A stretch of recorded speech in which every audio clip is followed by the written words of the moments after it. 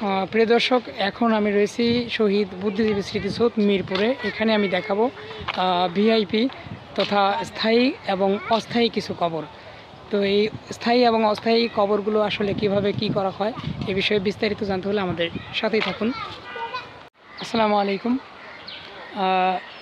আজকে আমি যে জায়গায় দাঁড়িয়ে আছি এটা হচ্ছে বুদ্ধিজীবী স্মৃতিসৌধের সংরক্ষিত এবং স্থায়ী এগুলো কবর। এই কবরগুলো চাইলে কেউ ভাঙতে পারবে না এবং এই কবরগুলো স্থায়ীভাবে কিনে নেওয়া।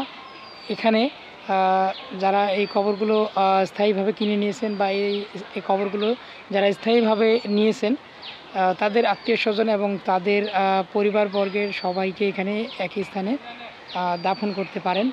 এগুলো হচ্ছে স্থায়ী কবর। আমি আজকে এই বুদ্ধিজীবী স্মৃতিসৌধের কিছু অস্থায়ী কবর রয়েছে যেগুলো কিছুদিন পর পর ভেঙে নতুন কবর দেওয়া হয়, সেগুলো এখন আমি দেখাবো।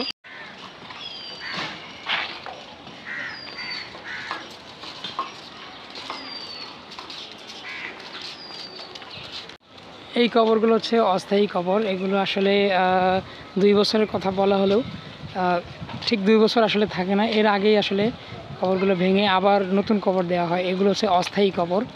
আর অপর পাশে যে কবরগুলো দেখা যায় সবুজ রঙের, এগুলো হচ্ছে মুক্তিযোদ্ধাদের জন্য সংরক্ষিত।